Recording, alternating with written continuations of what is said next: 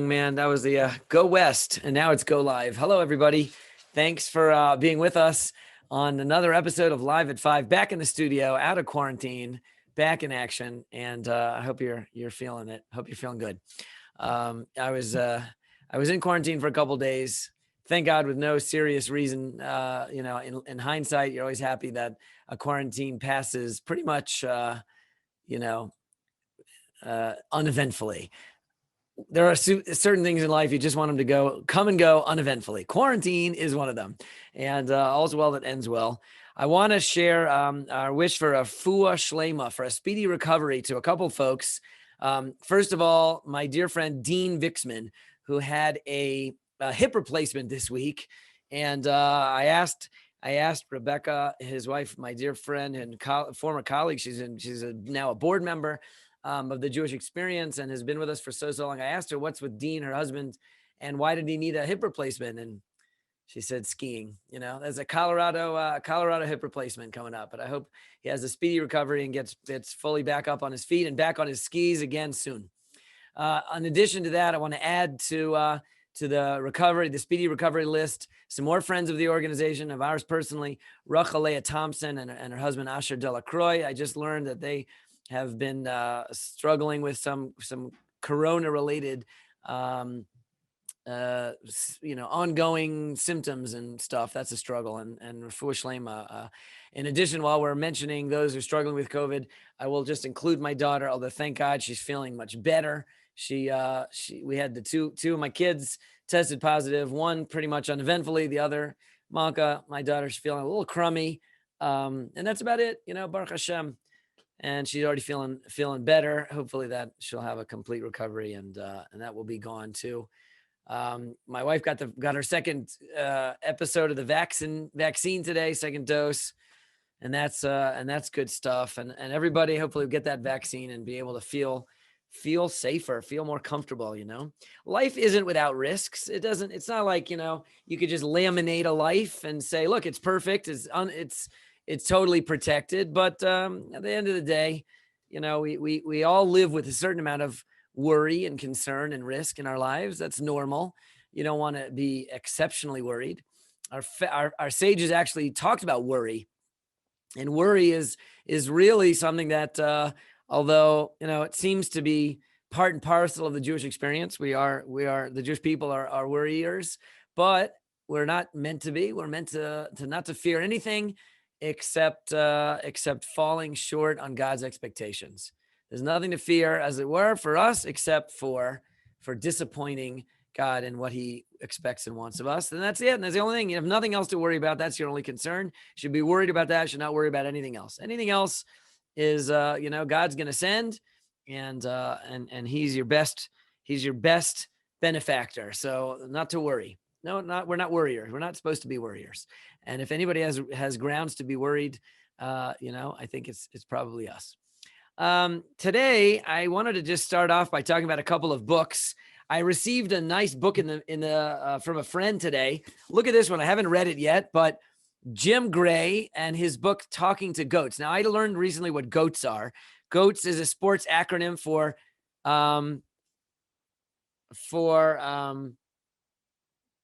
greatest of all time. I had to think about that for a second because I just learned it. An acronym, greatest of all time goats. So that's of course Tom Brady. He's the GOAT, the recent Super Bowl quarterback and multi award-winning Super Bowl quarterback. So this guy, Jim Gray, is a local Denverite. I think he lives in LA now. He's a sports caster, and his brother Michael is a good friend of mine. And I was on this week a family Zoom with the whole Gray family, including Jim. So Michael dropped off a copy of his book. I'm looking forward to reading it. I'm not really a sports guy, but I know most of these names: Ali, Jordan, Tiger, Tyson. I know the names, and I look forward to reading the stories. Lessons can be learned from anyone. Our sages said that Ezehu Chacham Halomid Mikol Adam. Who is wise? Someone who learns from everyone. There are things to be learned from everyone, and that's a fantastic attitude. If you think you could learn from everyone, and then you'll value everyone because they have what to teach you. They are the greatest of all time in something.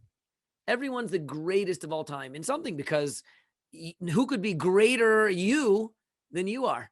You're the greatest expert you that there could ever be.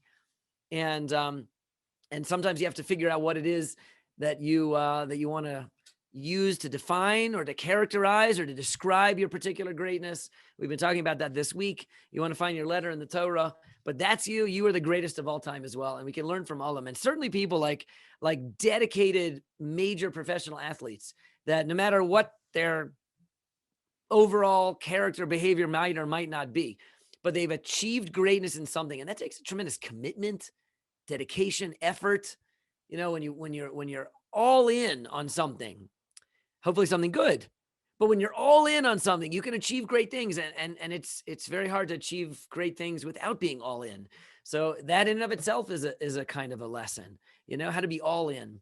Sometimes when I think about how athletes eat, if you want to research a little bit what an Olympic athlete eats, how much they eat, how they eat, what kind of things. It's like, it's a job in and of itself just to feed the Olympic body.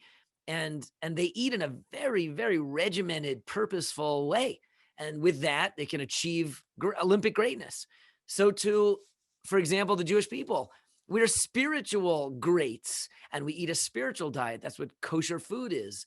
And we need to take perhaps a lesson of inspiration from great athletes in the way that they are so committed to eating the right diet for their greatness and their achievement and their particular endeavor. And so too we should be inspired to really eat particularly carefully the correct diet that is going to feed ourselves for our particular endeavor, which is spiritual greatness, a gold medal in holiness. And that's who the Jewish people are. We're all Olympic athletes on the track and field of the soul. Okay, so that was one interesting looking book. I can't tell you it's great, but because I haven't read it yet, but go take a look. Talking to the Goats, Jim Gray, just got that book. And by the way, while I'm doing books, I want to do one more. This is another, until very recently, she was a local, of course. Lori Palatnik was here for many years when I moved here to town. She and Rabbi Palatnik, her husband, came. They added tremendously to the community and continued to add to the Jewish world. And she wrote this book, Remember My Soul, which I have given out. I'm sure I've given out boxes of this book. If it says what to do in memory of a loved one. And it is a very, very worthwhile, helpful book. If you or someone that you know, God forbid, is experiencing loss and mourning, this is a real helpful guide how to make something positive out it, what to do in a situation of loss. Lo Elena, we shouldn't know from such things. But you're wondering, what do I do? What can I do? This book describes that. And I don't know if it's still in print. I know it's been reprinted several times and it comes in and out of print because people buy them all up. That's one of the challenges with Jewish books, is that they don't get printed in large number necessarily. A Jewish author not expecting perhaps to sell her book to the entire planet, but maybe just to the Jewish community. So he or she prints a limited number, and when they're gone, they're gone. And then sometimes you could find these books for sale on Amazon or something like that for exorbitant prices because it's out of print. And if you want a copy, you gotta pay for it. If you want a copy or take a look, and if you can't find one, be in touch with me. I may have a few other copies. I'm looking around my office. I may have a few other copies, but I've recommended this one. And while I'm on the topic, one more book, I happen to be on the shelf next to this one, Torah Today. This was a book of commentary on the Parsha that I wrote and put together many years ago. It's out of print. You can't get this one. I told you once that I think that I looked myself for this book on Amazon just for a lark, just to see. And somebody who of course I didn't know, was selling my book to someone else. It was only like $11 and you could get your copy. I have a few more copies if you want one. Let me know. I think there were about 10,000 printed, and they were really given out for free. It was never actually sold. I have a couple copies left. Let me know if you want a copy. It just reminds me of the story. This book is my ticket to real humility. I may have shared this with you before. There was a friend of mine who was downsizing his home and his Jewish library, and he said, "Rabbi, I'm so sad. I got to donate a whole bunch of books that I just can't. I don't have room for anymore. 6 boxes of Judaic books." I've collected over my career. I could take only the ones that are, really, really I couldn't part with, the most meaningful I kept, and the other ones I want to donate. So I said, sure, of course, people are always donating Abandoned Judaica to the Jewish Experience, and we're happy to receive it. So I looked through the 6 boxes of books, and sure enough, in there, what he was giving back to me was a copy of my own book. That just, if I ever struggle with my humility, that story puts me right back there. So a couple of books reviewed for today. One of the things I like to do on Live at 5. Another thing that I wanted to do, just to make an announcement, make mention, later in the next couple of days, beginning of next week, is going to be the Jewish Experience's annual online matching impact campaign. We have done a campaign of this kind for about the last 8 years or so, and it's a terrific crowdfunding platform. It's really a wonderful way for us to reach out, to gather all of the participants, supporters, friends, and folks in the community that care about the Jewish Experience, and ask them to contribute. It's a matching campaign. Every dollar donated during the campaign will be tripled, so to have 2 times match weighting to triple any donations. That'll be starting officially Sunday and going till Monday evening at 8. And then the match will end, and we hope that we'll make it to our goal. And if anyone is listening and is interested in helping, we are appreciative. I want to just, while I've mentioned it, take an extra moment then to extend our gratitude in advance to all those who are helping to make the crowdfunding campaign successful, of which there are so many people, so many wonderful people, whether they are team leader fundraisers themselves, of which we have about 40, whether they are matching donors, of which we have about 36, or whether they are staff, friends, family, and contributors. Thank you to everyone in advance. Now, we started talking this week, just to dive deeper into in some of the topics of the week. We started talking about the fact that it's a really a busy parsha. It's a double parsha, Vayakhel Pekudei. We're going to read 2 of the parshas of the Torah this Shabbos, and it's the conclusion of the book of Exodus. When we conclude one of the 5 books of the Torah, we make a kind of a special communal blessing. And we stand up together as a congregation right at that moment, as the reading of the book of the Torah is concluded, and we all say in unison, "Chazak, chazak, v'nis chazek," which means take strength, and let us be strengthened. And it's a very unique kind of a blessing. We don't really say that at any other time of the year in Jewish life, as far as I am aware.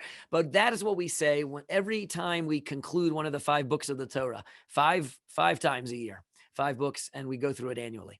So we're our blessing, I think, to each other, to the Jewish people, to the congregation, everyone concluding this, this study, the annual national study of the Torah. When we finish a book, we say this, and I think what we mean is that when you go through and you do something again, you review it. Sometimes there's a tendency for things to become routine, old, stale, been there, done that. It's funny that isn't the case with children. Children with children, the rule is if once was good, 20 times is better. So, you read a child a delightful children's book, and the first thing you want to do is again. You pick them up and throw them up in the air, and then the immediate response is again. If they loved it once, they're happy to do it a million times. But for some reason, when we get a little older, that fades. We're not so excited anymore about let's do it again. Let's do it again. All right, I did it already. Shkoyach, thank you. We've been there, done that, and so when we conclude something, we complete it, and we're ready to start the next book, and and there could be that waning of energy. So we shout out a blessing to each other. Take strength. You've done something great. Be energized by it. Be strengthened in your resolve to keep doing the great things that you're doing. I think that's the attitude. It's something along those lines, perhaps, That's just my own reaction. I'm sure there's plenty of ways to interpret and to understand this classic blessing that seems to be pretty uniformly upheld throughout the Jewish people. It's fascinating, this particular formula. It's actually printed itself right at that place in most copies of the Torah. You'll actually see it printed there. Fascinating. So we're gonna do that this Shabbos. That's notable, and as well, it is Shabbos Mevarchen Chodesh Nisan. Now, what that means is it's the Shabbos upon which we bless the month of Nisan, which is about to begin. We're about to begin. That is something that we do in advance of most months. A couple of exceptions, but most months we bless the month right before it begins on the Shabbos immediately preceding the beginning of that month. And that's another communal blessing. Although you could say it at home if you're not in a congregation. This blessing of blessing for a new month, a prayer that the Jewish people should have a month of prosperity, of health, of well-being, of righteousness, and of divine protection. All kinds of great things in that prayer. And you're welcome to say it at home. You can find it in the prayer book. And it's a beautiful, meaningful way to start a new Jewish month. Get ready for a Jewish month. So we do this frequently. It happens to be, though, that this particular one is special, extra special, as opposed to the monthly version. There's something more going on here, and that is this: the month that we're celebrating its imminent beginning is the month of Nisan, and Nisan is month number 1. It is the number 1 month, not like the best, but it's the first. It's month number 1, and that is because it was right in advance of the month of Nisan that God said to Moses, tell the Jewish people, start counting months. Here you go, month number 1. And that first month that they counted was Nisan. And so we have an annual cycle of the months. Our monthly calendar, if you will, renews every year when we get ready to start counting months again. And we're going to get ready to count Nisan. Nisan is month number 1. And so, in fact, the Shabbos in advance of that has this special name. It's not just Shabbos Mevarchen, the Shabbos in which we make the blessing, but this one is Parshas HaChodesh. We're actually going to read the section of the Torah in which God said to Moses to tell the Jewish people to start counting months. That was a chapter 12 in the book of Exodus. It happens to be in the Parshas Bo, in the parsha called Bo, and there the Jewish people was about to get out of Egypt and about to make their way to Mount Sinai and get the Torah. But in advance of that, God said to them first, Moshe, start counting months. And it's a very noteworthy thing. And we spoke about it last year as well. Just to mention it again, it's noteworthy that this is sort of a preparatory commandment that the Jewish people receive in Egypt before they really get the Torah at Mount Sinai later. It's in advance. It's like almost like a starter mitzvah. Get ready. Let's get this one going, and it'll get us further. And it's a foundational one at some level. This is going to be the calendar. We're going to have a lunar calendar, and it's going to begin when you see the moon. Ready, set, go. Okay, the ready, set, go of it was now that we're beginning our national life with the Exodus, the beginning of the Jewish people, going to go to Mount Sinai and get instructions for how to keep all the holidays. So now you need a calendar. You need the platform upon which all the calendar holidays are known, are determined, are celebrated, are recognized. They all have a date to them. You have to know when to celebrate them. You can't have a holiday without knowing when that is. When is that holiday again? When is Hanukkah this year? When is Passover, the first night of Passover? When is it going to be? You have to know when, and you have to have a calendar. So the calendar is a preparatory mitzvah. It's a preface. Upon this, so much more will be built. But it's much more than that. Because the word for month in Hebrew is chodesh, which is a pronunciation, another way to pronounce another word, chadash. Chodesh and chadash, the same root, the same letters, and they're very related. and Chodesh means new. Chodesh is new, as if to say each month we have a new moon, we have the lunar cycle. Even in English, we have kind of a waning, I have a waxing moon, it gets bigger, a full moon, you have a waning moon, then you have no moon, and then you have a new moon. And we talk about that the lunar cycle is a new moon. Nobody says that about the sun. It's a new sun today. We don't say that. There's no idea. The sun is the same always. Every day of the year, you have the same sun. But the moon goes through phases. And one of those phases is it disappears completely. And after that, you have a new one. And so there's a cyclical renewal of the moon. And so the word for a month, which is, of course, a lunar cycle, is the same word for the word new. And if the Jewish people have a symbol in the sky, it's the moon. And one of the perspectives on that symbol of the moon being our symbol is that we are a people that constantly goes through cycles of renewal.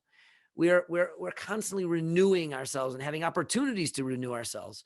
And when we get ready to start Chodesh Nisan, we are in a fantastic position of potential renewal, because the lunar year is beginning again.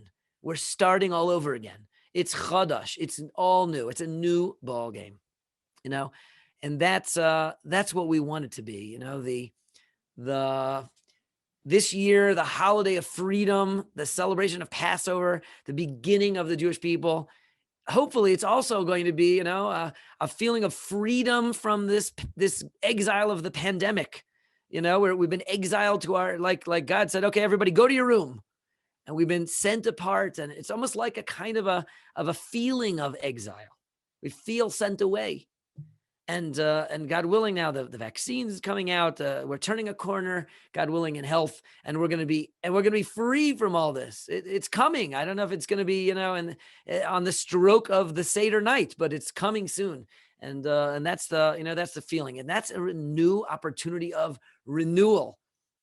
There's an interesting custom that we have, that when a lady's given birth to a child, and of course that naturally she stays in at home for a while, recuperating, taking care of her newborn, and at a certain point she's ready to come out. That first trip out of the house after such a significant event, there's a custom that trip should be to somewhere holy. Somewhere special, somewhere meaningful in a Jewish perspective. She should go to a synagogue, go to shul, go to do something Jewishly meaningful. That should be our first trip out of the house. What's going to be our first thing that we're going to do that we haven't done in a year? The first thing that we're going to do without a mask, or the first thing we're going to do with lots of people. What's that going to be? And I just want to plant a seed. And maybe you've heard me say this before for the last few weeks and months, I am hoping that the Jewish people, in at least in our community, will follow that kind of a custom, and that when we're ready to break out of our homes and finally ease the stringent care and consideration that we've taken about each other's health, when we feel more comfortable to be together, I hope that we'll come together for it would be Shabbos. I hope that communal Shabbos celebrations will be the place to which we all throng as soon as we can get out of the house. There's going to be a new potential, a new opportunity. Let's get together for Shabbos. I read in a news article in the forward today that noted that that for the last many months, pretty much the only type of synagogues that are meeting in person and have been meeting in person with masks and social distancing around the country have been Orthodox synagogues. And outside the Orthodox synagogue world, few, if any, synagogues are having in-person events. But the time has come. We're going to get back together. We're going to be able to feel more comfortable and be together for Shabbos. And that's my hope, is that this will become a more uniform opportunity and an opportunity that we're going to seize, that we're going to grasp onto.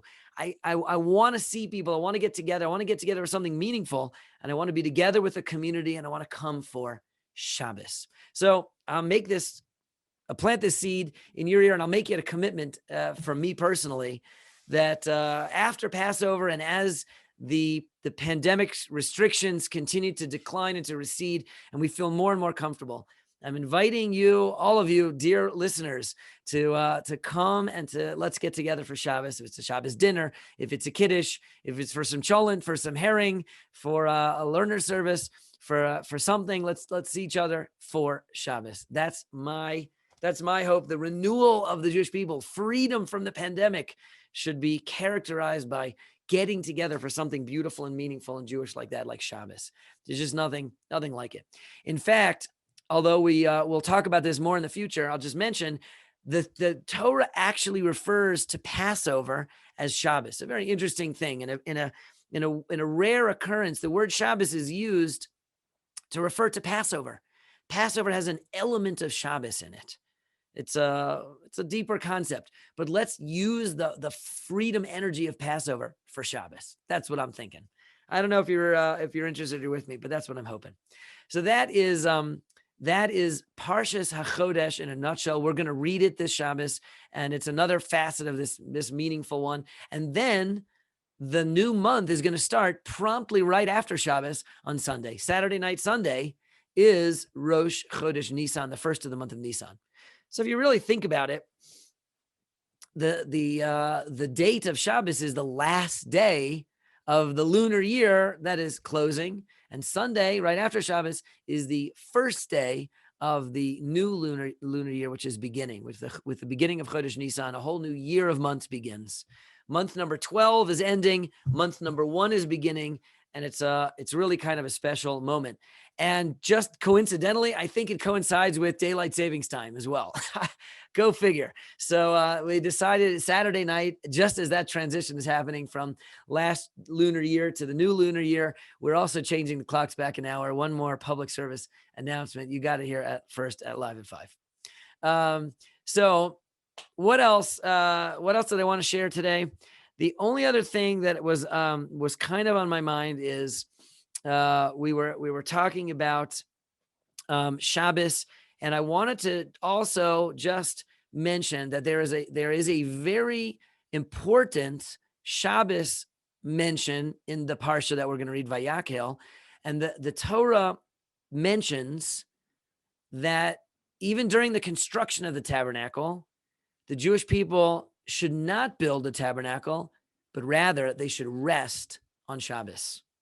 Very interesting. 6 days, they're going to build a tabernacle, and 7th day of the week, they're going to rest. Now, maybe that seems obvious, maybe not so obvious. In fact, one could make a case that building a sanctuary for God, what could be better on Shabbos than that? I mean, this is a very holy endeavor. I'm building a house of God. It's totally defined by the Torah, and it's very holy. Why should I be able to do that on Shabbos? But the Torah says, nope, we're not going to do that on Shabbos. God said, I want you to rest from that activity. 6 days a week, you'll engage in construction of the tabernacle. On the 7th day of the week, you'll rest. And our sages actually point out that connection between construction of the tabernacle for 6 days and resting on the 7th day is very significant. Because in fact, the way that we define how to rest on the 7th day of the week is directly learned from the constructive efforts made during the 6 days of the week to build the tabernacle. Meaning that the thing that we won't do on Shabbos is whatever we were doing to build the tabernacle. So you may be familiar with this idea that there are certain categories of constructive, creative activities. That's what we rest from on Shabbos. Resting from on Shabbos doesn't mean don't do push-ups, don't carry the couch up and down the stairs. It means refrain from these 39 categories of creative activities. We don't create on Shabbos. How do we know what it is that we don't create? How do we not create on Shabbos? It's defined by the creative activities that we use to construct the tabernacle in the 6 days of the week. So the Torah says, build the tabernacle for 6 days of the week and then rest from those creative labors on the Sabbath. And that is, in a nutshell, the definition of rest on the Sabbath. We rest. We don't build a tabernacle. We don't create on that day. It's a non-creative day. Just like in the beginning of the Torah, God says, I created the universe in 6 days and I rested on the seventh. So too, you'll create for 6 days, and on the seventh day, you'll rest from creating. What creating are we resting from? We rest from tabernacle creating. So this becomes a very, very important connection made in our understanding of what rest on the Shabbos really means. So very, very fascinating, very important. Perhaps we'll get a chance to talk about that a little bit tomorrow or soon on Live at 5. But that's our show for today, folks. Thanks for being with us. Have a healthy day and a holy day, and we'll see you, God willing, again tomorrow on Live at 5.